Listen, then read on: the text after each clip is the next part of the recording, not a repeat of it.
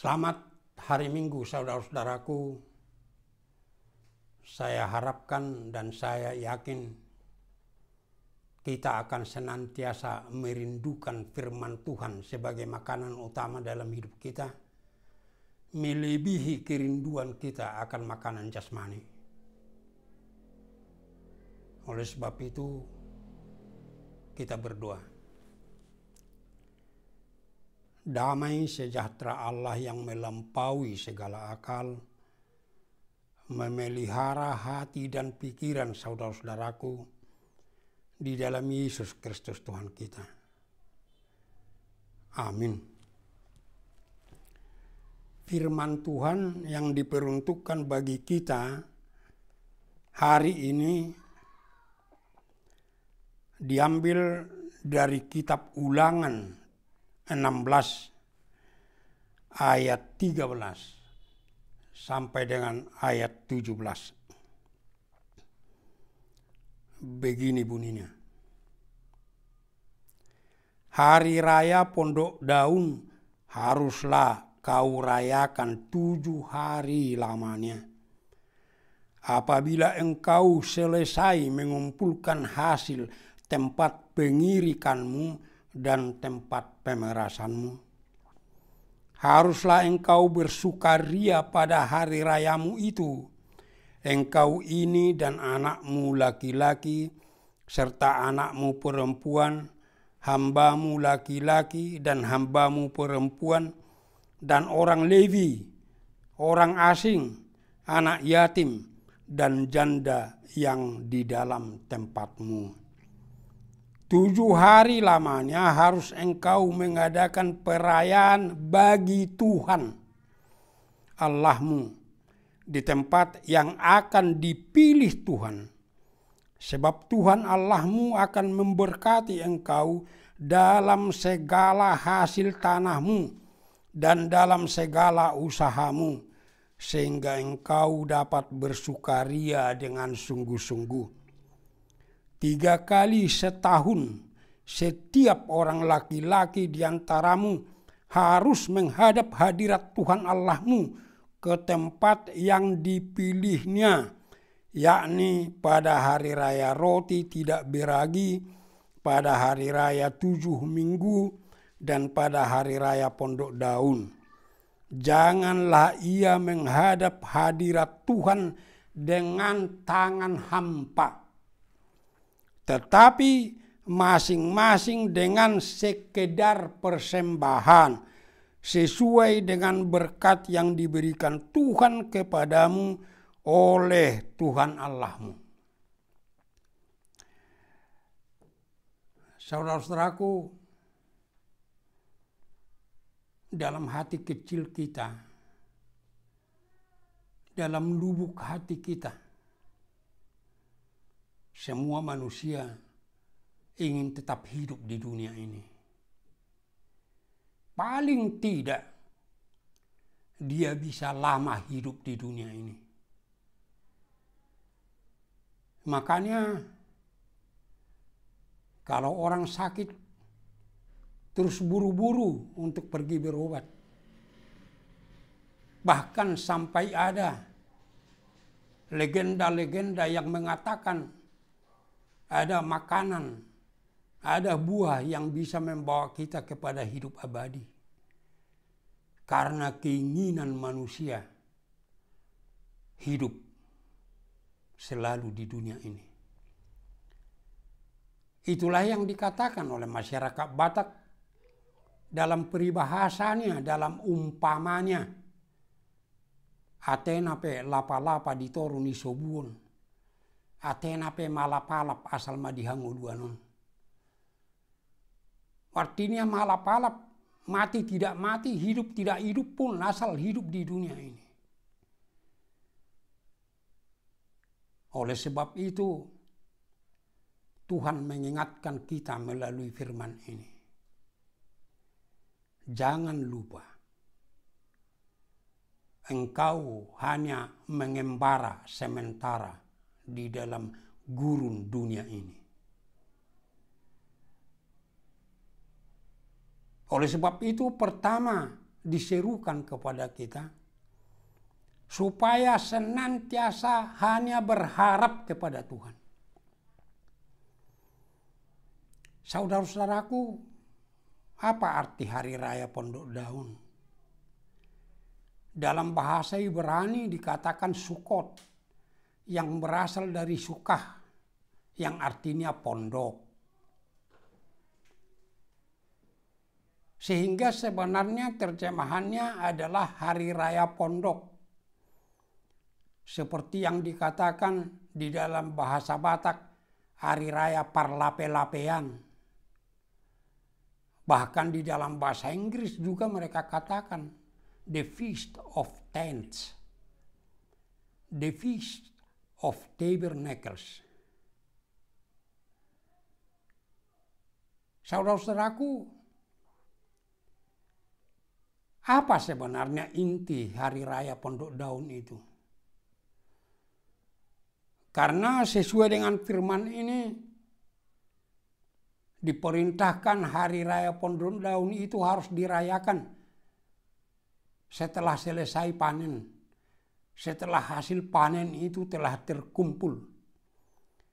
Sehingga banyak orang yang mengatakan bahwa Hari Raya Pondok Daun itu adalah Hari Raya panen, mensyukuri panen yang berhasil.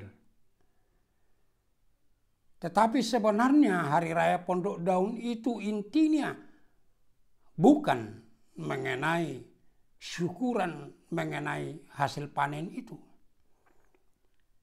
Tetapi Hari Raya Pondok Daun itu untuk merayakan bagaimana Tuhan menyertai dan melindungi mereka selama 40 tahun mengembara di padang gurun. Selama mereka di padang gurun, mereka tinggal di kemah-kemah yang bisa mereka gulung apabila mereka pindah tempat. Mereka berdiam di pondok-pondok yang tidak mungkin bisa melindungi mereka secara utuh dari keganasan padang gurun itu. Hanya karena Tuhan menyertai mereka. Hanya karena Tuhan melindungi mereka sehingga mereka selamat terhadap keganasan padang gurun itu. Tuhan datang beserta mereka. Pada siang hari Tuhan datang dengan tiang awan. Supaya dengan tiang awan itu Tuhan melindungi mereka dari panas padang gurun yang sangat membakar. Sehingga walaupun padang gurun itu begitu panas, tetapi umat Tuhan selalu merasa sejuk karena Tuhan hadir melalui tiang awan itu. Tuhan menuntun mereka pada waktu malam hari dengan tiang api. Supaya dengan itu Tuhan selalu menerangi mereka. Menerangi jalan mereka. Kalau perlu mereka bisa jalan siang dan malam. Dan memberi kehangatan kepada mereka. Dikala padang gurun itu begitu dingin pada waktu malam. Sehingga pada waktu panas yang bisa membakar, mereka selalu merasa sejuk. Pada waktu malam yang dingin membekukan, mereka bisa merasa hangat. Begitu rupa Tuhan menyertai mereka sehingga bisa mereka selamat dan selalu dalam keadaan kesejukan dan kehangatan. Bahkan Tuhan memerintahkan supaya membuat untuk dia sendiri, yaitu kemah suci, yang kemudian berubah menjadi bait suci setelah mereka menetap di negeri Kanaan. Tuhan mengatakan harus kemah suci, pondok suci. Itu menandakan bahwa Tuhan mau tinggal di pondok, mau tinggal di kemah sama seperti mereka. Untuk menandakan bahwa Tuhan mau bersama mereka kemanapun mereka bergerak. Dan karena penyertaan Tuhan itulah maka mereka bisa tiba di negeri Kanaan dan akhirnya mewarisi negeri itu dari Tuhan. Dan karena penyertaan Tuhan itulah maka mereka bisa bercocok tanam dan mereka bisa panen. Oleh sebab itu, kalaupun hari raya pondok itu dirayakan setelah selesai panen, itu untuk mensyukuri penyertaan Tuhan itu, karena dengan penyertaan Tuhan itulah maka mereka bisa panen. Mereka merayakan hari raya pondok daun itu harus di Yerusalem, yang dalam firman ini dikatakan tempat yang dipilih Tuhan. Yerusalem itu tempat yang dipilih Tuhan. Dan mereka merayakan hari raya pondok daun itu bukan di dalam bait suci seperti hari raya lain.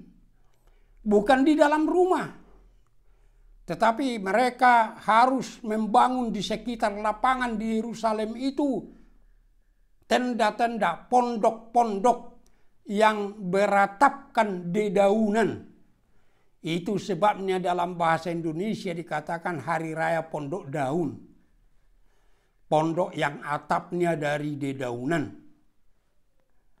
Mereka harus tinggal selama 7 hari di pondok itu.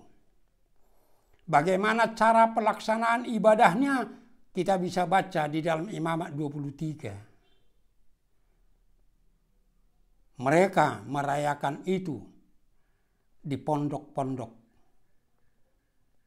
Supaya mereka jangan melupakan. Kalau mereka bisa panen itu karena anugerah Tuhan, karena penyertaan Tuhan. Jangan setelah mereka mapan hidupnya di negeri yang diwariskan Tuhan, jadi mereka melupakan Tuhan. Seperti yang terjadi dalam hidup kita sekarang.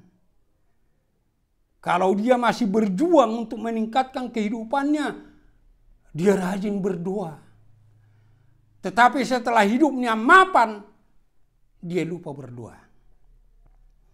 Saya sering mengatakan modal orang Batak untuk menyekolahkan anaknya adalah 2. Saya tidak punya apa-apa anakku, berangkatlah, saya mendoakan kau. Tetapi setelah mereka berhasil, ibunya yang berdoa itu dulu memberangkatkan mereka juga jadi lupa berdoa, jadi tepuk dada karena anaknya berhasil. Anaknya yang didoakan itu juga jadi lupa berdoa. Apalagi setelah hidupnya mapan. Mereka jadi mensyukuri kekayaannya untuk dirinya. Itu sebabnya Tuhan berfirman di dalam 1 Timotius 6 itu. Peringatkan orang-orang kaya. Jangan berharap kepada hal-hal yang tidak tentu, yaitu kekayaan itu. Tapi berharap kepada Tuhan saja. Dan itu pesan utama dari hari raya pondok daun. Yang kedua, saudara-saudaraku, dengan hari raya pondok daun itu kita diajak untuk memahami apa hidup kita yang sekarang ini sebenarnya. Di dalam hidup bangsa Israel dalam perjanjian lama, ada 3 hari raya besar yang di dalam Alkitab ini disebut hari raya utama. Yaitu hari raya Paskah atau mereka sebut hari raya roti tak beragi. Kemudian hari raya 7 minggu atau hari Pentakosta, hari raya Pentakosta. Hari ke-50 setelah Paskah itu. Dan yang ketiga adalah hari raya pondok daun. Hari raya Paskah dan hari raya 7 minggu Pentakosta dirayakan oleh seluruh orang Kristen dan juga gereja-gereja. Dalam pemahaman yang baru, dalam bentuk yang baru. Paskah merayakan kebangkitan Tuhan Yesus. Pentakosta merayakan pencurahan Roh Kudus. Tetapi ada satu yang tidak pernah dirayakan oleh orang Kristen dan gereja, yaitu Hari Raya Pondok Daun. Mengapa?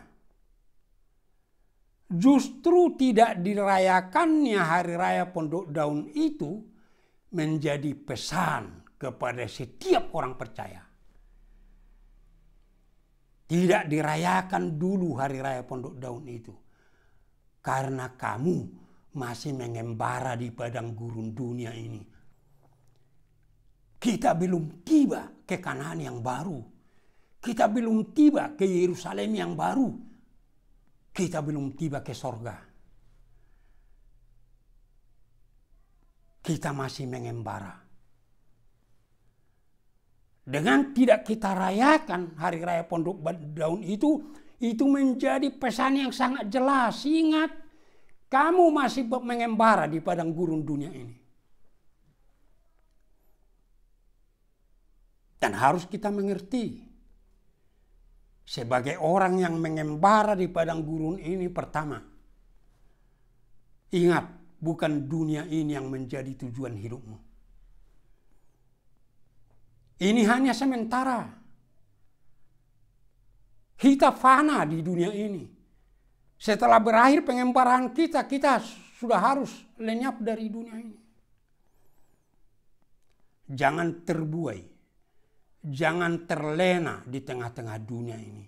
Bagaimanapun seperti yang saya katakan, ingin lama hidup di dunia ini silakan saja. Tapi ingat, berapa lama pun itu hanya fana. Kita akan mengakhiri pengembaraan kita. Supaya kita tetap tertuju kepada tujuan dari pengembaraan kita. Kanaan yang baru, Yerusalem yang baru, sorga itu. Yang kedua, kita tidak merayakan Hari Raya Pondok Daun sebagai pesan bahwa kita masih mengembara di padang gurun dunia ini. Masih akan banyak tantangan-tantangan yang kita hadapi. Yang tidak akan mungkin kita selamat kalau bukan karena penyertaan Tuhan. Tetapi dengan penyertaan Tuhan, apapun tantangan yang akan kita hadapi, yakinlah dengan berharap kepada Tuhan kita pasti selamat. Dan yang ketiga, saudara-saudaraku, itu sebagai pesan. Jangan sampai kau lupakan Tuhanmu. Jangan kau tinggalkan Tuhanmu. Karena siapa yang meninggalkan Tuhan itu, maka dia akan kena hukum. Sebagaimana yang dikatakan di dalam Bilangan 21. Karena mereka melupakan Tuhan, mereka melakukan dosa, maka mereka dipaguti ular tedung sampai ribuan orang yang mati. Dan di dalam Bilangan 16 diceritakan bagaimana Korah, Abiram, dan Datan dan semua pengikutnya karena melupakan Tuhan, melakukan dosa, maka bumi jadi ternganga dan menelan habis mereka semua. Bencana yang tidak pernah mereka pikirkan, yang di luar pengertian mereka. Bagaimana bumi terbelah, bagaimana tanah itu terbelah dan menelan mereka habis. Dan itulah yang terjadi saat ini, saudaraku. Dengan bencana pandemi virus corona ini. Saya dari sejak awal telah mengatakan ini sapaan Tuhan, ini teguran Tuhan, bahkan ini hukuman Tuhan. Karena kita tidak bisa mengingkari begitu banyak di dunia ini yang disebut orang Kristen. Saya katakan yang disebut orang Kristen, tapi tidak tahu lagi arti kekristenannya. Tidak tahu lagi tentang Tuhan. Begitu banyak di dunia ini orang yang mengaku diri Kristen, tetapi tidak peduli lagi dengan Tuhan. Mereka mentertawakan firman Tuhan. Mereka hanya percaya kepada teknologi. Dan bahkan Kita orang-orang percaya ini yang masih mengaku setia kepada Tuhan, sering kita, saudara-saudaraku, melupakan Tuhan. Saudara-saudaraku, masih diberikan Tuhan waktu kepada kita untuk bertobat. Kepada manusia, anak-anaknya di seluruh dunia masih diberi kesempatan bertobat. Jangan sampai semua kita binasa karena bencana ini. Kembali kepada Tuhan. Berjanji untuk senantiasa tidak melupakan Tuhan dan tidak meninggalkan Tuhan. Supaya jangan ada yang mendewakan apapun. Uang, kekayaan, ilmu pengetahuan, teknologi. Tapi hanya Tuhan. Hanya Engkau Tuhan, Tuhanku. Semua berjanji. Yang keempat, saudara-saudaraku, dengan tidak kita merayakan hari raya Pondok Daun, kita menyadari kita masih mengembara di padang gurun dunia ini, sehingga kita mengerti dengan benar apa yang ada pada kita sekarang ini.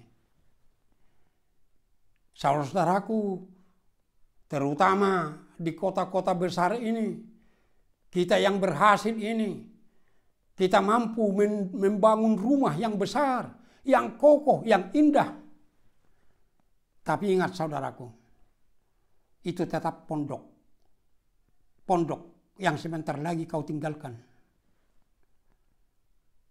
Itu hanya pondok kalau di hadapan Tuhan. Sebentar lagi kau tinggalkan.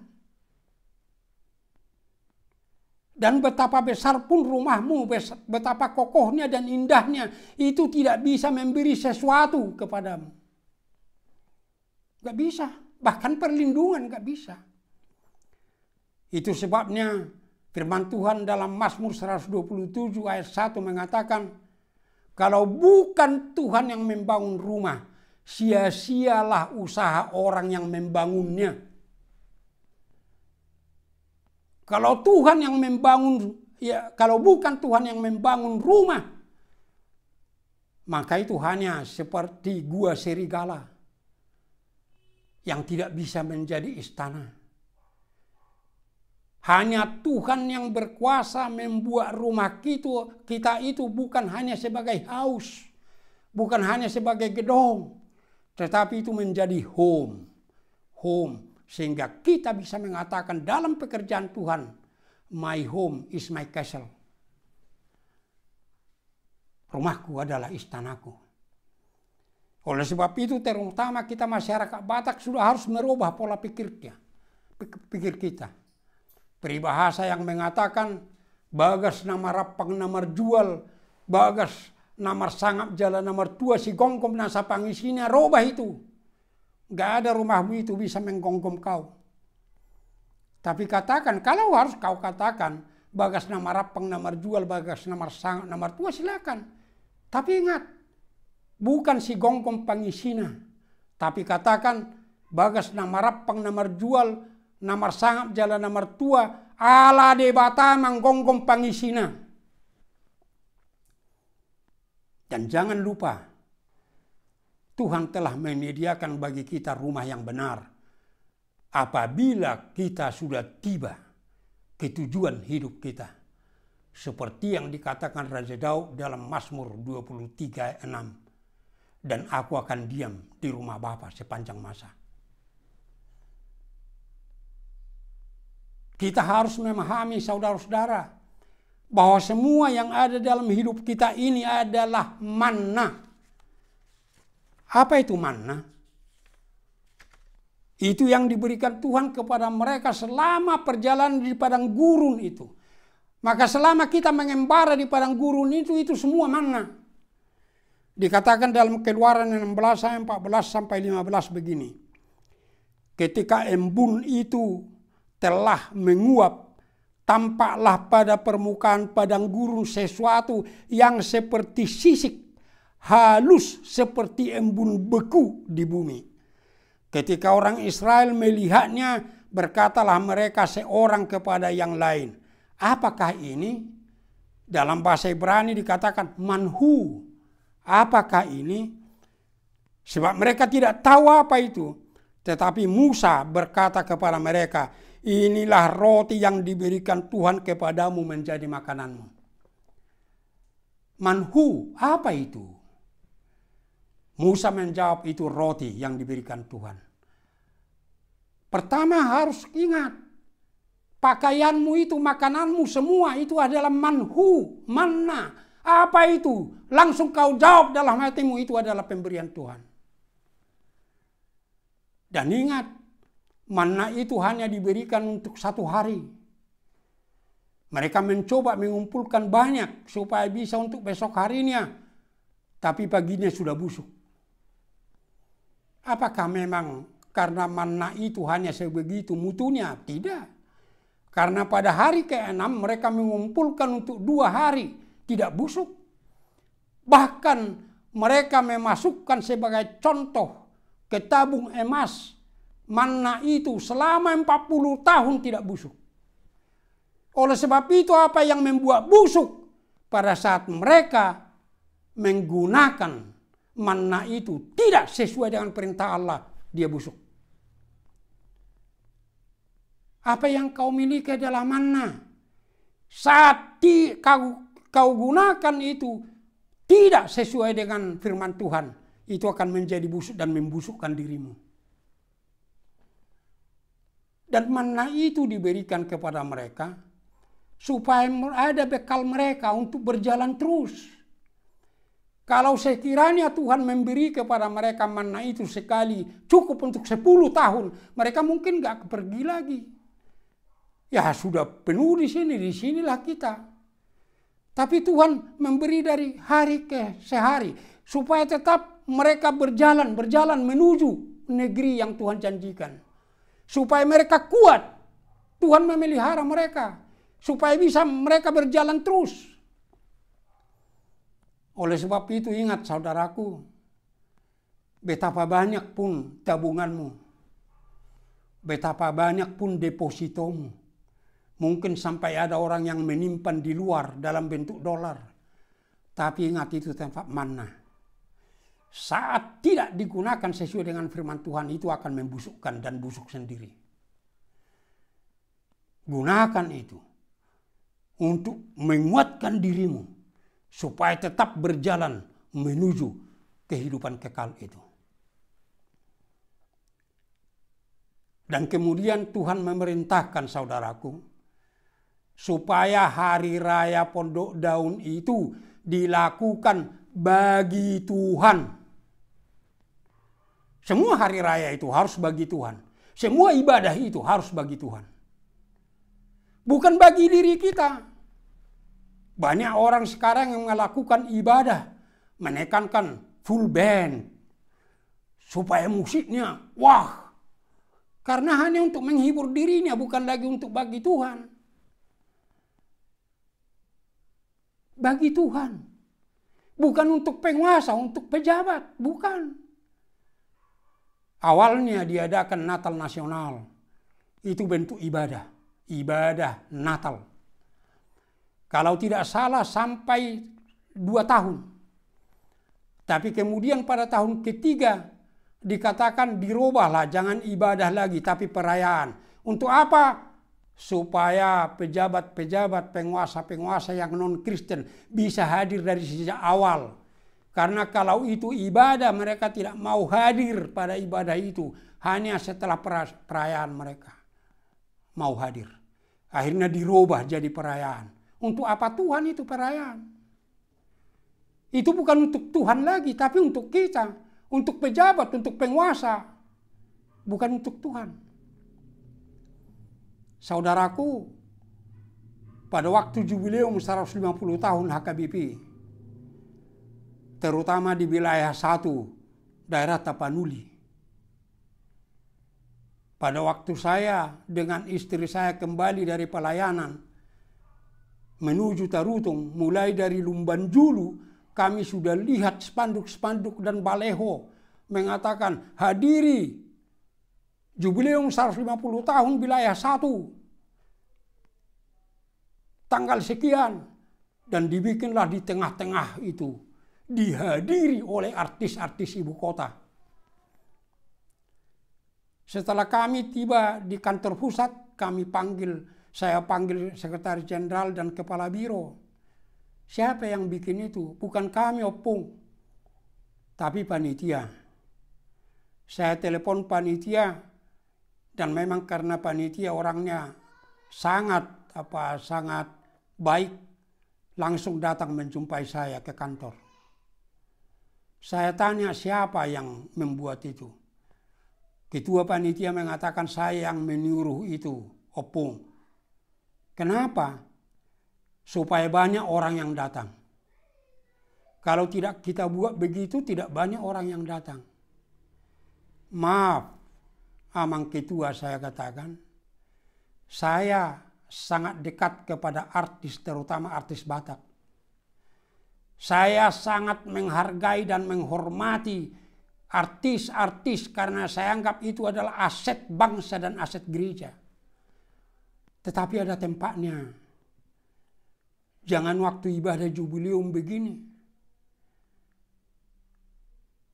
Akhirnya ketua mengatakan, Opung, saya takut gak ada orang yang datang. Saya katakan lebih baik 100 orang saja yang datang, tapi mau beribadah bagi Tuhan, daripada seribuan orang datang, tetapi untuk melihat artis. Terlalu capek kita, Mang, untuk merayakan jubileum 150 tahun, mengumpulkan banyak orang hanya untuk melihat artis. Jadi bagaimana, Opung? Ya terserah sama bapak-bapak semua. Tapi itu permintaan saya. Akhirnya 1/4 dari spanduk dan baleho itu masih bisa dihapus. Dan yang lainnya diganti semua. Dan luar biasa saudara-saudaraku. Pada hari hanya, mulai pagi hari, anggota jemaat sudah berbondong-bondong seperti sungai menuju Sipoholon. Pada cek terakhir, saya tanya ke panitia bagaimana persiapannya. Sudah, Pung, kami sudah pasang 5.000 kursi. Kenapa 5.000? Kami siapkan juga 11 kursi di situ, jadi 16 kursi semua. Tapi kami tidak pasang dulu, nanti kalau hanya sedikit orang, nanti terlalu kosong melompong.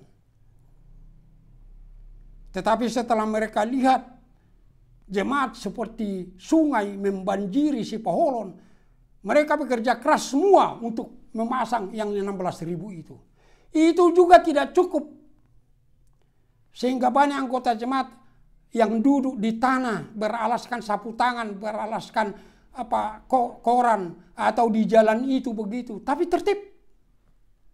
Mereka semua bahagia. Yang paling sulit lagi,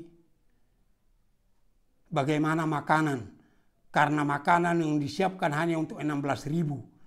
Sehingga panitia kalang kabut pergi ke restoran di Tarutung, di Siborong-borong, di Belige, untuk memborong semua makanan membawa ke sana. Dan memang mereka sangat terampil. Dalam 10 menit makanan sudah terbagi. Dan tidak ada yang ribut satu orang pun. Dan setelah selesai ibadah, kemudian kata sambutan, kemudian ketua panitia menyanyi, kemudian kami tutup kegiatan itu. Masyarakat baru pulang dengan damai. Itulah kalau kita beribadah bagi Tuhan, Tuhan menolong kita. Karena Tuhan juga tidak ingin hanya sedikit yang merayakan seperti itu. Seperti yang dikatakan dalam firman ini, anak-anak sampai yang tua renta, yang yatim, yang janda, semua harus. Tapi ingat, bagi Tuhan. Itu sebabnya di dalam firman ini dikatakan, karena ini adalah bagi Tuhan, kalau datang menghadap Tuhan, jangan sampai tangan hampa. Harus membawa persembahan. Yang yatim, yang janda, seperti yang dinas pembacaan itu seorang janda. Dan jelas dikatakan di sana dalam bahasa Batak yang paling jelas, Dikatakan dalam bahasa Indonesia, yang orang kaya itu memberi dari kelimpahannya, tapi bahasa Batak sial lobi-lobina. Tapi memberi persembahan harus dari kehidupan kita. Dikatakan dalam firman ini, jangan tangan hampa, sekedar persembahan. Saya pikir itu kurang tepat terjemahannya. Dalam bahasa ini, bahasa Batak dan bahasa-bahasa yang lain dikatakan beri semampumu. Tetapi yang ketiga harus sesuai dengan berkat yang kau terima. Dan jangan bohong. Jangan katakan ini semampu saya padahal tidak sesuai dengan berkat. Lebih baik katakan ini Tuhan persembahanku. Jangan katakan sesuai dengan berkat. Semampu saya padahal lebih dari itu. Gak bisa. Itu sebabnya selalu kita katakan jangan tangan hampa, tapi datang dengan persembahan dalam iman. Dan akhirnya persembahan itu harus mendidik kita untuk memberi persembahan yang sejati. Yang dikatakan dalam Roma 12 ayat 1, persembahkan tubuhmu menjadi persembahan yang hidup, yang kudus, yang berkenan kepada Tuhan. Itulah ibadahmu yang sejati. Sehingga di dalam hari raya Pondok Daun itu, kita dipanggil untuk hidup bagi Tuhan justru dalam pengembaraan kita di dunia ini. Supaya kita secara pasti berjalan menuju kehidupan kekal yang dijanjikan Tuhan. Amin. Kita berdoa. Terima kasih Bapa atas firman-Mu. Bekerjalah di dalam Roh Kudus sehingga kami menyadari bahwa kami masih mengembara di padang gurun dunia ini. Supaya kami menyadari hanya dengan penyertaan-Mu kami selamat. Supaya jangan mau lagi kami meninggalkan Engkau dan melupakan Engkau. Supaya jangan jadi hukuman-Mu yang kami terima. Seperti pandemi virus corona ini. Selamatkan kami Tuhan. Selamatkan bangsa kami ini, pulihkan Tuhan. Dan buatlah itu untuk menyadarkan semua manusia di dunia ini. Supaya mau menjadi orang percaya kepadamu di dalam Yesus Kristus. Karena hanya Engkau Tuhan yang berkuasa menghentikan bencana ini. Supaya hidup kami benar-benar hidup di dunia ini, menikmati dunia ini, tetapi tetap berjalan dengan tegar dan tegap menuju kehidupan kekal yang Engkau janjikan itu. Bapa, kuatkan semua gereja-Mu untuk hidup sebagai tubuh Kristus, untuk menuntun semua anggota jemaat-Mu dalam pengembaraan dalam gurun dunia ini, supaya tetap hidup bagi-Mu Tuhan, dan tetap berjalan menuju kehidupan kekal. Hanya oleh karena pengasihan-Mu. Hanya oleh karena nama-Mu yang kudus itu Tuhan. Di dalam Yesus Kristus Tuhan kami datang berdoa kepadamu. Dengarkan kami Tuhan. Amin.